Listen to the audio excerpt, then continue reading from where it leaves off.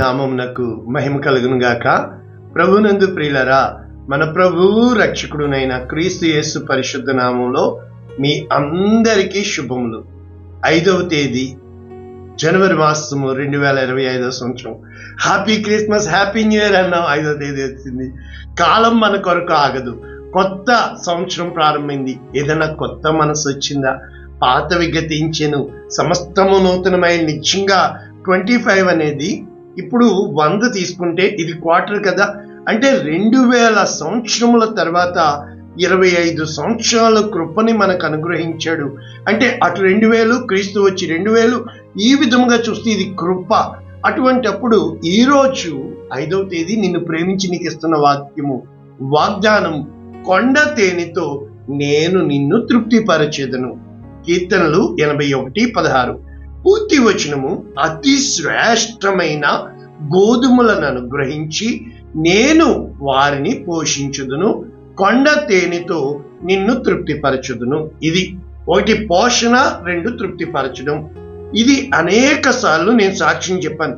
నా జీవితంలో తల్లకిందులైపోయి, ఆ పైన కింద అయిపోయి, కాలు పనిచేయక ఏమవుతుందో నాకు తెలియక పెద్ద సిమెంట్ కట్టు ప్లాస్టర్ ఆఫ్ ప్యారిస్ వేసేస్తే బాత్రూంలో కూర్చోలేక నిలబడలేక ఎన్నిసార్లు చెప్పాను కదా, గుండె పగిలి ఏడుస్తుంటే నేను విన్న స్వరము ఈ స్వరం, అతి శ్రేష్టమైన గోధుమలను అనుగ్రహించి నేను నిన్ను పోషిస్తాను. సేమ్ టు సేమ్ ఎక్కడుంది? కీర్తన 147లో ఆయన గొప్ప కీర్తి రాస్తూ, అంటే దేవునికి స్తోత్రము గానము చేయండి అంటూ, నీ సరిహద్దులలో సమాధానము కలుగచేవాడు, మంచి గోధుమలతో నిన్ను తృప్తిపరచువాడు. అంటే తృప్తికరమైన జీవితము, the life of satisfaction. It is not the life of victory. విజయవంతమైన జీవితం అంటే అర్థం ఏంటంటే అన్ని విషయాల్లో మనది పైమాటగా, అన్ని విషయాల్లో మనం విజయం చెందే అనుకున్నవి అన్నీ జరిగే, అది విజయం కాదు. కొన్నిసార్లు ఓడిపోవాలా. మనం ఓడిపోయినా పర్లేదు, బిడ్డలతో ఆడితే వాళ్ళు గెలవాలా. మన బిడ్డలు మనకంటే ప్రయోజకులు కావాలి. మన బిడ్డలు ఉన్నతమైన స్థితిలో ఉండాలి. 3 అడిగి నేను దేవుని దగ్గరికి వచ్చాను. మొట్టమొదటిది, వాక్యం పూర్తిగా చదివితే నాకేమిచ్చాడు? నీకు గొప్ప పేరు కలుగ చేసి గనులకు కలిగిన పేరు నీకు ఇస్తానన్నాడు. అయితే నేను ఎలా ప్రారంభించానంటే, నా స్థితిని బట్టి మహా అయితే ఇల్లు కట్టుకుంటాం అంతే, పిల్లలకు చదివించుకుంటాం, పిల్లలు చేస్తాం, అయిపోద్ది. అలా కాదు. నా జీవితానికి ఒక విలువ కావాలి. 2, అనేక మందిని పోషించేవారుగా, 100 మందికి అన్నం పెట్టేవారుగా ఉండాలి. 3, నా బిడ్డలు ఉన్నతమైన స్థితిలో ఉండాలి. ఇవన్నీ జరగాలి అని అంటే మనం ఎక్కడ సరిపోతాం? నాకెవరు చేయగలరు? దేవుడు చేయగలడు. కనుక పరిశుద్ధ గ్రంథం క్షుణ్ణంగా చదివాను. నాకు అర్థమైంది, ఆయన నా హృదయము అనే రాజ్యమునకు రారాజు కావాలి. కనుక నేను స్పష్టముగా విన్న స్వరము, అతి శ్రేష్టమైన గోధుమలతో నేను నిన్ను పోషిస్తాను అని నేను విన్నాను. మరి మన జీవితంలో వెళుతున్నప్పుడు అతి శ్రేష్టమైనవి ఏంటో నాకు తెలుసు. అయ్యగారు మొదట మీకు చెప్పాలి, అయ్యగారు మొదట మీకు పెట్టాలి, అయ్యగారు మొదట మీరే సమస్తము, మీ ప్రేమ కావాలి. నాకు ఆశ్చర్యం అనిపించింది. నిజంగా ఆ మాటలు వింటుంటే ఎంత తృప్తి తెలుసా? వాళ్ళు చెప్తున్న బాధలు వింటుంటే ఎంత తృప్తి తెలుసా? వారి కోసం నేను ఏమన్నా చేయగలను, ప్రార్థించగలను అని చెప్పి అనేక సార్లు నా దగ్గరున్న డబ్బు ఎంతైనా కూడా లెక్క చూడకుండా ఇచ్చినప్పుడు, పిచ్చోడా వీళ్ళకిస్తున్నావు, తర్వాత వస్తే ఏమిస్తావు? నీవిస్తే నీ దగ్గర ఉన్నది ఇస్తావు. అదే నేను నీ దగ్గర ఉంటే అనేక మందికి పెట్టేవాడిగా నేను చేస్తాను. కనుక చాలా ప్రిన్సిపల్స్ అటు ఇటు ఉంటాయి. ఇప్పుడు ఇంగ్లీష్లో ఏ విధంగా ఉంది మనం చూసేయాలి కదా. ఇది కామన్ గా ఉంది. New living translation, Psalms chapter 81 verses 16. But I would feed you with the finest wheat. ఏంటంట? Good, better, best, finest. చూసారా? అంటే మన జీవితము నిన్న గుడ్, ఈరోజు బెటర్, రేపు బెస్ట్, మన బిడ్డలు ఫైనెస్ట్. ఆ విధముగా ఉండాలా. అంటే ఇక్కడ దేవుని యొక్క వాక్యము, I would satisfy you with the wild honey from the rock, లేకపోతే ద హనీ ద ప్రెషియస్.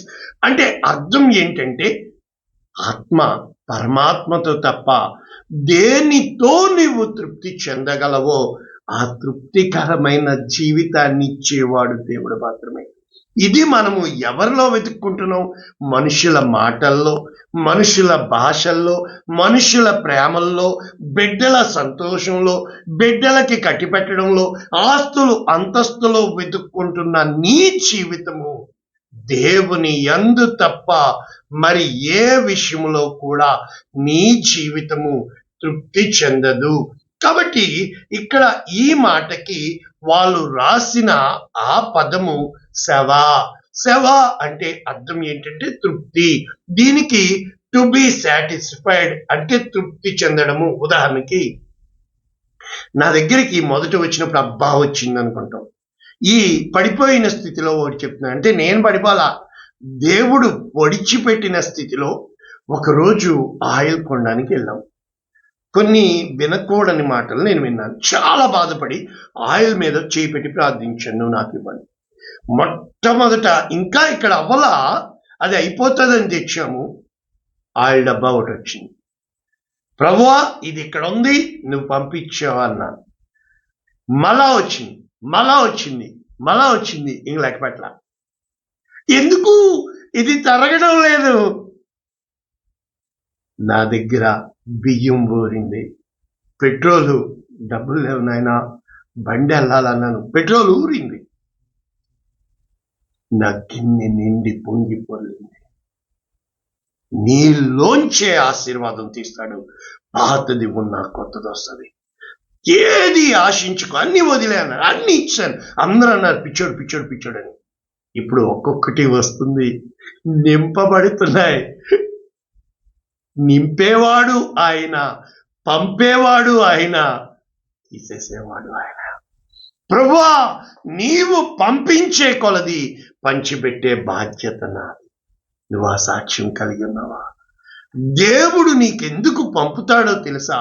పంచుతావని. ఎప్పుడూ కూడా డెడ్ సీ, గలిలయ సీ, ఇవి రెండు, ఇది జీవనది, ఇది మృత సముద్రము, ఇది జీవ సముద్రము.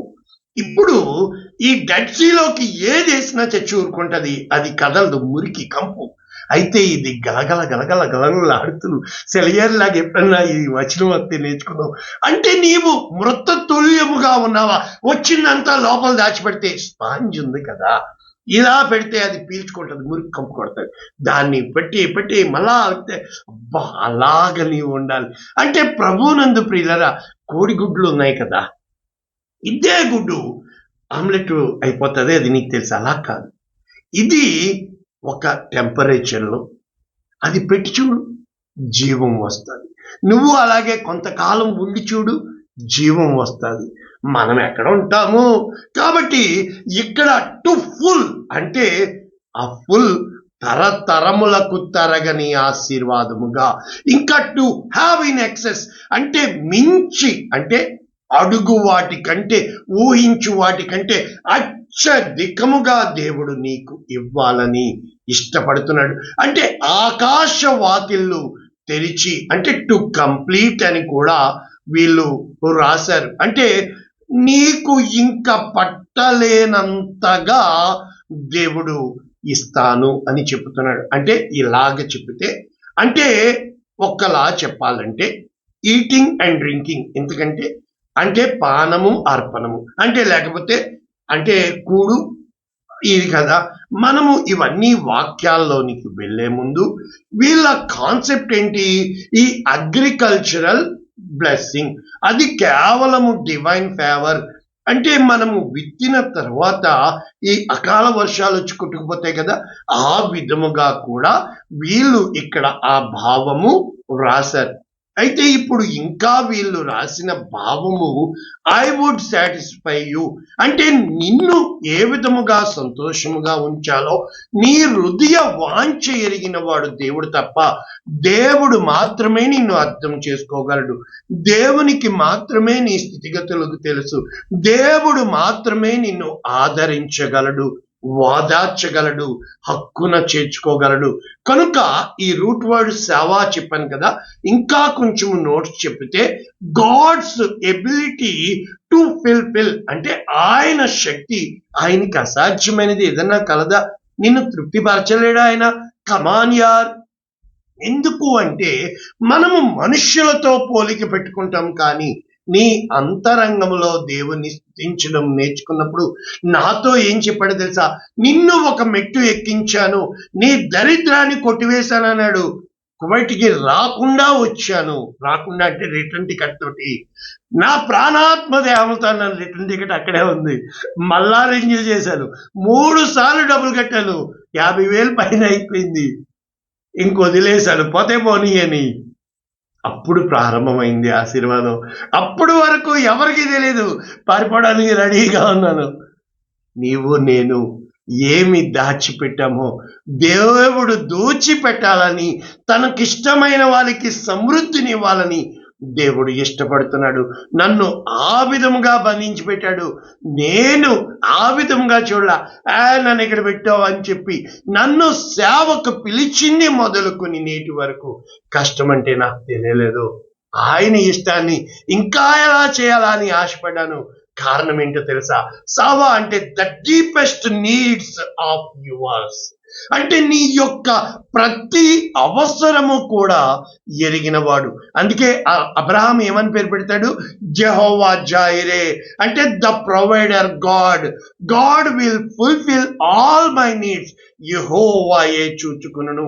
అప్పుడు కుమారుడు అడుగుతున్నాడు ఇస్సాకు, తండ్రి కట్టెలు ఉన్నాయి, నిప్పు ఉంది, గొర్రె పిల్ల ఎక్కడా? అది నువ్వే అని చెప్పలేడు కదా, యెహోవా చూచుకొనును. కనుక నా జీవితం అంతా కూడా దేవుని చేతుల్లో పెట్టాను. ఏ రోజున వాక్యాన్ని వాక్యముగా, అది నీ జీవితముగా చదివినప్పుడు ఆ వాక్యము అనే అర్థములో నీవు అర్థం చేసుకుంటూ ఇలా జరిగిందనమాట.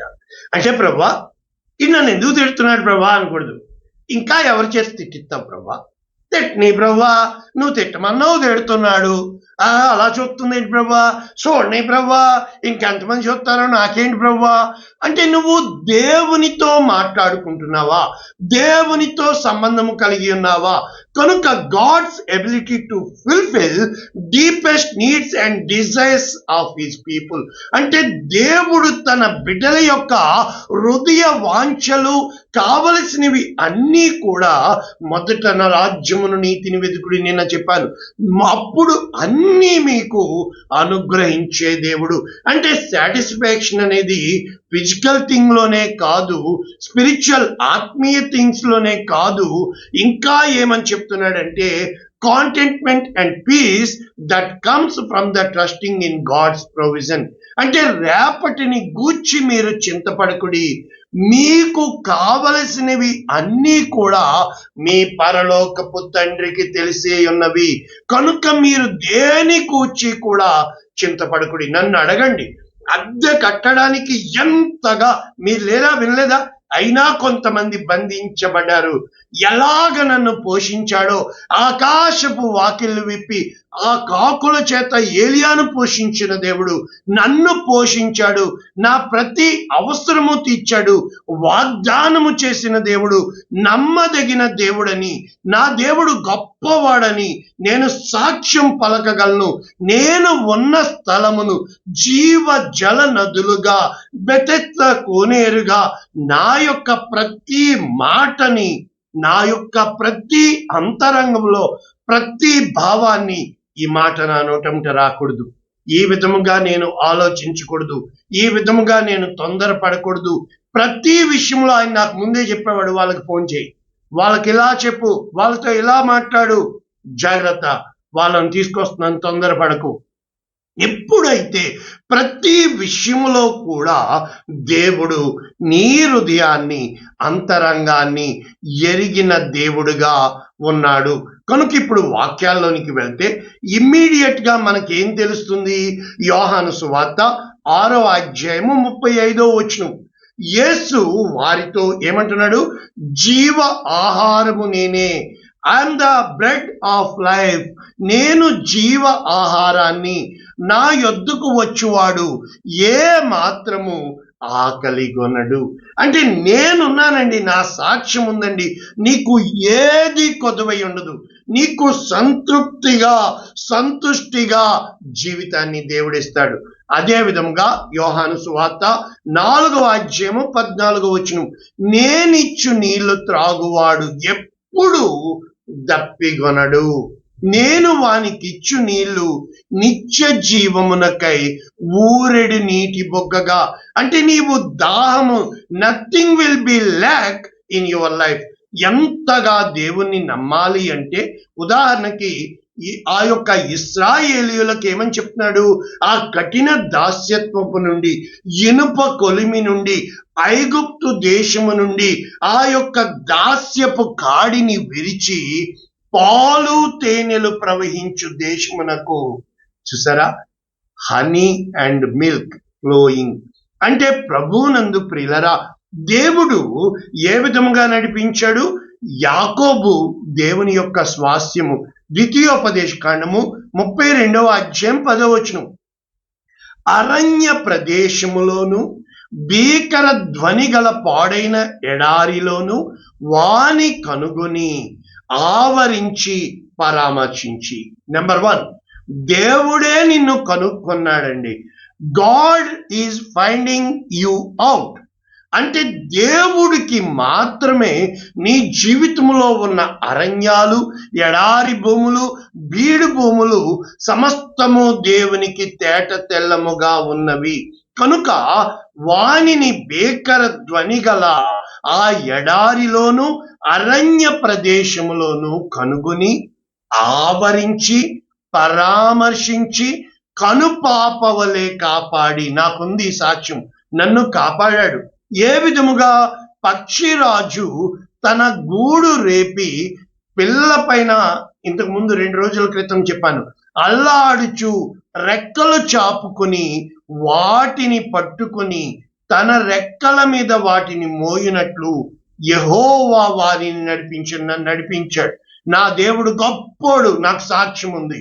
యెహోవా మాత్రమే వానిని నడిపించిన ఈ సాక్ష్యం ఆయన కోరుకుంటున్నాడు. మరి ఎవ్వరు ఎప్పుడు కూడా నీవు గాడ్లీ సెంటర్డ్ ఉండాలి. దేవుడు మాత్రమే నీకు దేవుడుగా ఉండాలి. మరి దేని యందు నీవు లక్ష్యం ఉంచకూడదు. ఏ విధముగా? భూమి యొక్క ఉన్నత స్థలముల మీద వానినెక్కించెను.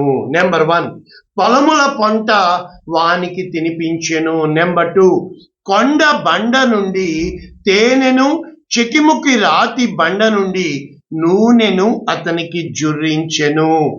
ఆవు మజ్జిగ, గొర్రె మేకల పచ్చిపాలు, గొర్రె పిల్లల క్రొవ్వు, బాషాను పొట్టేళ్లు, మేకలను, గోధుమల మెరికల సారమును నీకిచ్చెను. నీవు త్రాగిన మద్యము, ద్రాక్షల రసము. చూసారా, ఎంతగా ఇవన్నీ నాకు చేశాడు దేవుడు, నేను పొందుకున్నాను నా జీవితంలో. ఎంత దేవుడు గొప్పోడు అని అంటే, చాలాసార్లు మన జీవితంలో ఏదో ఊహించుకుంటూ ఉంటాం. యెషయా 55 చాలాసార్లు నాకు అర్థమయ్యేది కాదు. ఇప్పుడు అనుభవంతో వచ్చి నాకు అర్థమవుతుంది. ఏంటి? దప్పిగొనిన వాళ్ళలారా నీళ్ళ యొద్దకు రండి, రోకలు లేని వాళ్ళారా వచ్చి భోజనము చేయుడి అని చెప్పుతూ ఏమి ఇవ్వకయే ద్రాక్షారసము, పాలు, మరి ఇవన్నీ ఆయన యొద్ద ఉన్నది కదా. ఆహారము కాని దాని కొరకు మీరెందుకు కష్టపడుతున్నారు? సంతుష్టి, తృప్తి కొలగ చేయని దాని కొరకు మీ కష్టార్జితమును ఎందుకు వ్యయపరుస్తున్నారు? ఏమంటున్నాడు తెలిసి? వీటన్నిటికీ ఈజ్వల్ టు నా మాట జాగ్రత్తగా విని ఆలకించి, అప్పుడు మంచి పదార్థములు నేను మీకు ఇస్తాను, మీ ప్రాణములు సారమైన దాని యందు సుఖింపనీయుడి. కాబట్టి చెవి యొగ్గి నా యొద్దకు రండి, మీరు వినిన ఎడల బ్రతుకుతారు. నేను మీతో నిత్య నిబంధన చేసి దావీదునకు చూపిన శాశ్వత కృప నేను మీకు చూపిస్తాను అని చెప్పుతూ, కారణం ఏంటంటే ఇక్కడ యోబు గ్రంథము, యోబు మరి తన జీవితంలో సంపూర్ణ స్థితిలో ఉన్నప్పుడు 29వ అధ్యాయం, అప్పుడు నేను ఉన్న ఎడలా అని చెబుతూ, దేవుడు నన్ను కాపాడినప్పుడు ఆయన దీపము నాకు తలకి పైగా ఉండెను, ప్రకాశించుచుండెను, చీకటిలో నేను వెలుగును చూచి ఉన్నాను అని చెప్పుతూ ఏమని చెప్తున్నాడు? తన చుట్టూ నేను పెట్టిన అడుగెల్లా నీతిలో పడింది. చూసారు, బండ నుండి నా నిమిత్తము నూనె ప్రవాహముగా పారెను. నేను ఎక్కడ నిలబడినా అక్కడ ప్రజలు నా కోసం నిలబడి నాకు మర్యాదనిచ్చారు. ఇదన్నిటికీ కారణం ఏంటి తెలుసా? యెషయా గ్రంథము 1వ అధ్యాయము 18, 19 వచనాలు చూసి ముగించుకుంటే యెహోవా ఈ మాట సెలవిచ్చుచున్నాడు, రండి మన వివాదము తీర్చుకుందాం. Silence to people, prayer to God. Listen from God, SILENT LISTN, 2 స్పెల్లింగ్లు ఒకటే.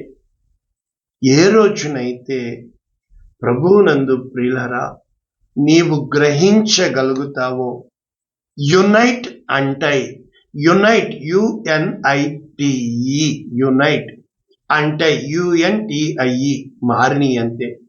ఎప్పుడైతే ఈ లోకంతో విడిపించబడతావో దేవునితో జత చేయబడతావు.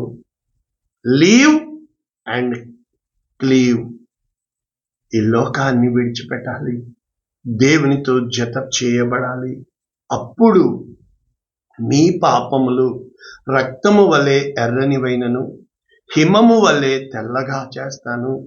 కెంపు వలె ఎర్రనివైనను, గొర్రెబొచ్చు వలె తెల్లనివి మీరు సమ్మతించి నా మాట వినిన ఎడల భూమి యొక్క మంచి పదార్థములు మీరు అనుభవిస్తారు.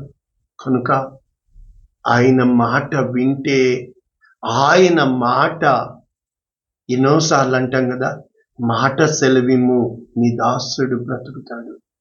కానీ మనం అనుకున్నట్లుగా మాట్లాడాలని నేను దండం పెట్టి అనుభవంతో చెప్తున్నాను.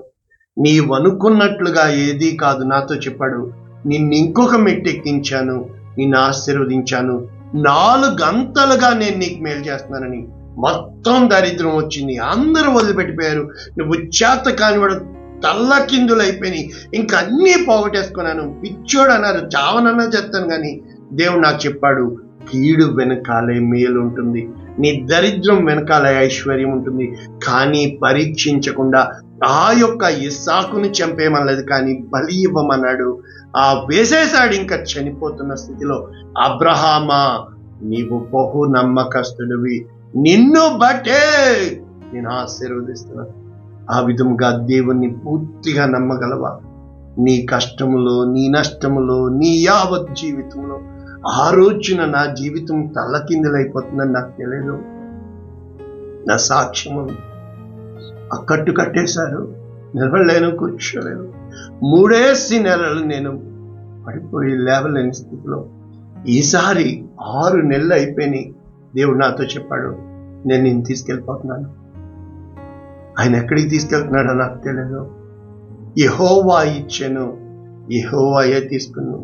నన్ను అడిగాడు, నువ్వేనో కష్టపడ్డావా అని. నేను కష్టపడలా, నేనే కదా నీకు ఇచ్చింది. అవును, నువ్వే నాకు ఇచ్చావు, మరి నేను తీసుకెళ్ళిపో. ఇచ్చిన దేవుడవు, నువ్వు నమ్మదగిన వాడవు, నీకు నేను నమ్మకంగా ఉండాలా. అదన్నారు, ఇదన్నారు. ఎప్పుడూ మనిషి నిన్ను నన్ను చిన్న చూపే చూస్తాడు, వాళ్ళవి రుద్దడానికి ప్రయత్నిస్తారు. నీకెక్కడ తృప్తిగా ఉన్నావో, ఎక్కడ నువ్వు సంతోషంగా ఉన్నావో, ఏది నీకు కీడు, ఏది నీకు మేలు అనేది నీ పరలోకపు తండ్రికి తెలియదా? అన్నీ ఆయనకు తెలిసే. అసాధ్యమైనది ఏది ఆయనకు లేదే. ఎందుకు నమ్మలేకపోతున్నావు? 5 రోజులు వెళ్ళిపోయినాయి, ఇంకా కొత్త సంవత్సరం అంటావా? 360 మిగిలినవి.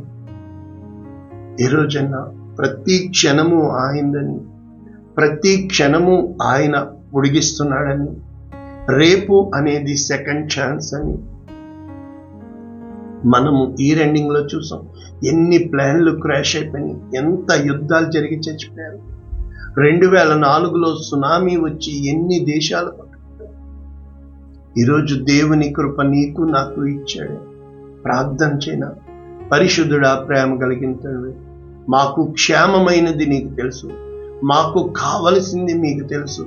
మేము అడుగక ముందే సమస్తము ఎరిగి ఉన్న దేవుడు. మాకు తృప్తికరమైన జీవితం కావాలని ఎవరన్నా అడుగుతున్నారా? ఒక్కరైనా నిన్ను వెతుకుతున్నారా? ఏ రోజునైతే నీ యందే నిత్య జీవము, నీ యందే నిత్య ప్రేమ, శాశ్వతమైన ప్రేమతో ప్రేమించే దేవుడు అని ఈ వాక్యం విన్న ఒక్కొక్కరిని పేరు పేరు పేరు చొప్పున దీవించి ఆశీర్వదించి మీ నమ్మకమైన చేతులకి యేసునామమున అప్పగిస్తున్నాము తండ్రి. ఆమేన్. God bless you all. Share చేయండి, లైక్ చేయండి, అనేక మందికి పంపించండి. దేవుని యందు ఎదగడానికి ప్రయత్నించండి. దేవుని నమ్మిన ఏ ఒక్కరూ సిగ్గుపరచబడలేదు. దేవుడు మిమ్మల్ని దీవించును గాక. ఆమేన్.